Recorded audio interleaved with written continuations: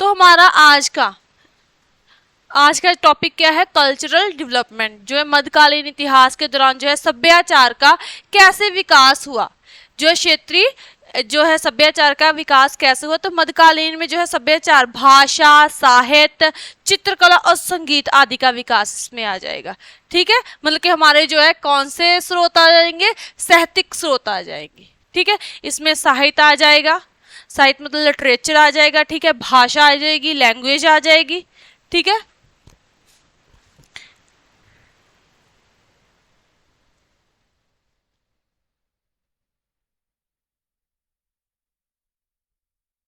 Language. ठीक है, language सबसे पहले आएगी इसमें। भाषा कौन कौन सी इस समय पे जो है नई आई है, या फिर किस भाषा का जो है विकास हुआ है, तो ये सारा कुछ जो है लैंग्वेज में आ जाएगा। उसके बाद जो है लिटरेचर आ जाएगा। ठीक है, लिटरेचर आएगा।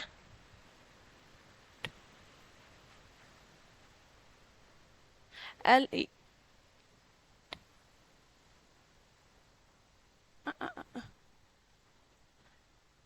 लिटरेचर आ जाएगा।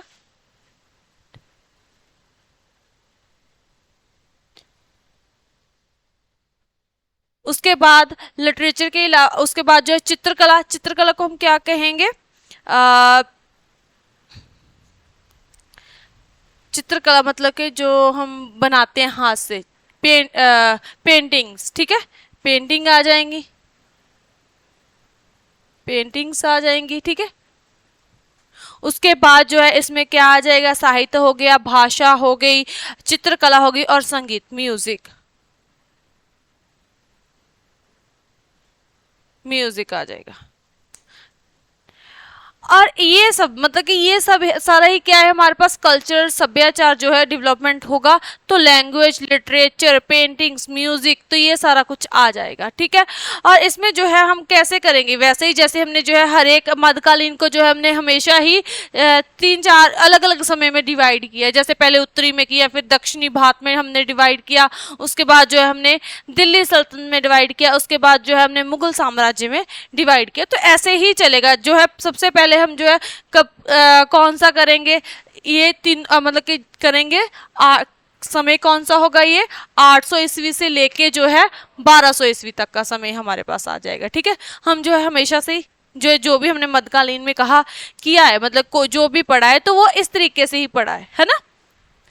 तो इसमें सबसे पहले हमारे पास जो है लैंग्वेज, लिटरेचर, पेंटिंग्स, म्यूजिक जो है वो हम क्या कैसे करेंगे, 800 ईस्वी से लेके जो है 1200 ईस्वी तक का।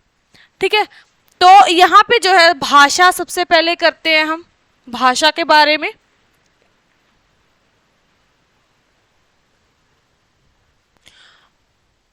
तो भाषा के बारे में करेंगे तो यहाँ पे सबसे पहले जो है उत्तरी भारत में आ जाएगी।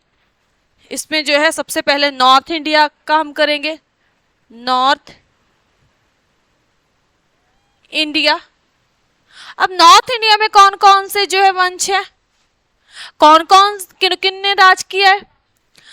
सबसे पहले जो है हमारे पास आ जाएंगे गुर्जर प्रतिहार, उसके बाद पाल वंश आ जाता है, उसके बाद जो है राष्ट्रकूट आ जाते हैं हमारे पास, उसके बाद राजपूत, चौहान वंश, तो ये सब। ठीक है ना, तो इन्होंने जो है इस समय में राज किया है, नॉर्थ इंडिया पे राज किया है। तो यहाँ पे जो है उस समय की बात करते हैं कि मध्यकालीन युग में जो है दौरान उत्तरी भारत में कौन कौन सी भाषाएं थी, गुजराती, बंगाली और मराठी। ठीक है,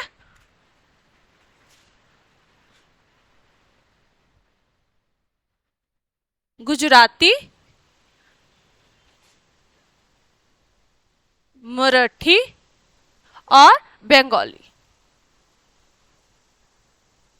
ठीक है, बंगाली। तो ये भाषा जो थी किस तरफ थी, उत्तरी भारत में। ठीक है, और इन भाषा का विकास होता है कब, 800 से लेके 1200 ईस्वी तक। ठीक है, ये भाषा जो थी उत्तरी भारत में, जैसे हम बात करें गुजरात है वो भी नॉर्थ इंडिया में आता है ना, नॉर्थ इंडिया में। अगर बंगाल बोला जाए तो बंगाल भी, ठीक है। और उसके बाद जो है मराठी भी इसी तरफ बोली जाती थी, ठीक है। तो ये मतलब कि ये तीन भाषाएं थी जिनका विकास जो है 800 से लेके 1200 ईस्वी तक जो है उत्तरी भारत में हुआ।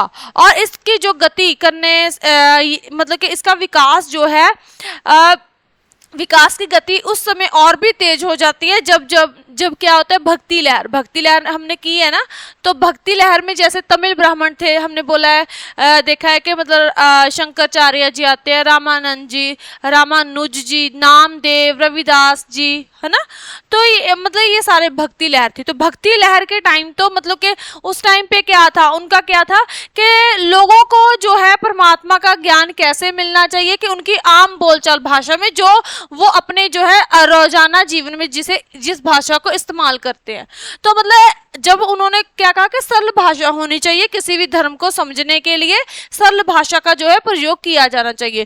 तो भक्ति लहर ऐसी थी कि जहां पे जो लोग अपनी जो है लोकल लैंग्वेज जो है इस्तेमाल करते थे, बोलते थे, जो आसानी से जो है एक दूसरे को समझ आती थी। तो इस वजह से जो है भक्ति लहर के समय पे ये और भी तेज हो जाती है, क्योंकि उस समय पे जो है लोकल लैंग्वेज ही जो है यूज की गई, ठीक है।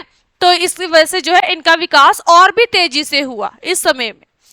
और उसके बाद जो है इनके महान संतों ने जो था क्षेत्रीय भाषा में जो है भक्ति लहर का प्रचार करते थे। इस वजह से जो है ये तेजी से इसका विकास हुआ, ठीक है। क्लियर है यहाँ। उसके बाद आ जाते हैं हमारे पास साउथ इंडिया। अब जो है दक्षिणी भारत आ जाएगा।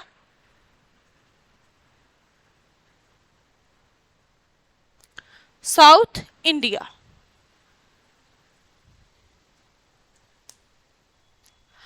साउथ इंडिया मतलब कौन कौन से वंश आ जाएंगे इसमें? पल्लव, पांड्य, चौल, ठीक है। पल्लव, पांड्य और चौल, ये तीन वंश जो है इसमें आ जाते हैं। और इसमें जो है हमने जो है चौल शासकों के राजकाल के दौरान, अगर हम चौलों की बात करें तो बहुत प्रसिद्ध जो था ये वंश था, ठीक है। राज फर्स्ट थे और जो है राजेंद्र चौल, उनके टाइम पे जो है बहुत विकास हुआ चौल वंश का, ठीक है। और उन्होंने जो था उनके पास आपको पता ही है कि मतलब उनके पास जल सेना मतलब कि थल सेना तो हर एक के पास थी, उन्होंने जल सेना का भी जो है विकास किया। और श्रीलंका के क्षेत्र पे भी उन्होंने जो था मतलब कि वहां पे भी कब्जा कर लिया था, ठीक है। मतलब उन्होंने अपने साम्राज्य को पूरी तरह से जो है विस्तार किया हुआ था। तो चौल शासकों जो थे उनके दौरान जो है दक्षिणी भारत में है संस्कृत, तमिल, तेलुगु और कन्नड़ भाषा की बहुत उन्नति हुई, ठीक है। संस्कृत,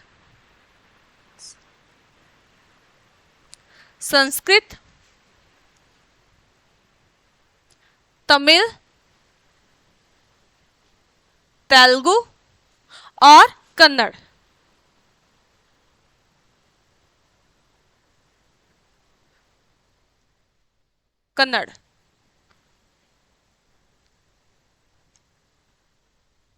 कन्नड़ भाषा का जो है काफी विकास हुआ। और ये उस समय पे जो है दक्षिणी भारत में ये जो भाषा थी, ठीक है, लैंग्वेज थी, ये इस्तेमाल की जाती थी, ठीक है। बहुत उन्नति हुई। और इन भाषा में जो थे संस्कृत की बहुत सारी साहित्यिक और धार्मिक रचनाएं जो है उनका अनुवाद किया कि जो संस्कृत भाषा थी वो तो मतलब जो है भारत में थी, ठीक है। और धार्मिक ग्रंथ अगर बात की जाए तो हिंदू धर्म के जितने भी धार्मिक ग्रंथ है वो किसमें है? संस्कृत भाषा में।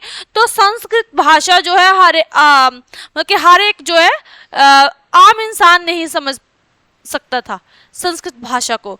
तो इसीलिए जो था संस्कृत जो धार्मिक ग्रंथ थे उनका जो है अनुवाद किया गया तमिल में, तेलुगु में और कन्नड़ भाषा में। और इसी के साथ जो है मतलब कि इस भाषा का विकास हुआ, उन्नति हुई इसमें। आपको मैंने कंबन जो थे उन्होंने किसका जो है अनुवाद किया था? किसमें? कंबन थे ना, उन्होंने किसका जो था किया था अनुवाद? रामायण का। किस भाषा में किया था? तमिल में, ठीक है। उन्होंने जो है कंबन ने जो था तमिल भाषा में जो है रामायण का जो है अनुवाद किया था, ठीक है। तो इस समय में जो है वो करते हैं। तो इस समय में दक्षिणी भारत में जो है इन तीन, संस्कृत तो थी, तमिल, तेलुगु और कन्नड़ भाषा का जो है काफी उन्नति हुई, विकास हुआ। उसके बाद जो है इन्होंने जो है संस्कृत की बहुत सारी साहित्यिक रचनाओं को किसमें तब्दील किया, मतलब कि अनुवाद किया इन भाषाओं में, ठीक है।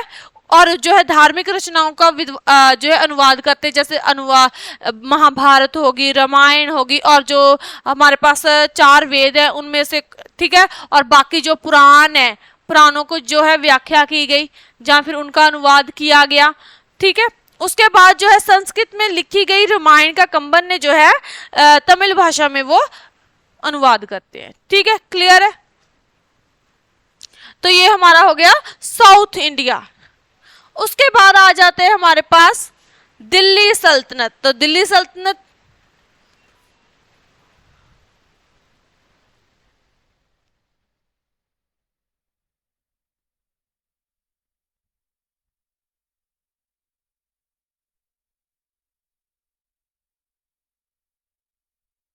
ठीक है। तो नेक्स्ट हम करते हैं दिल्ली सल्तनत।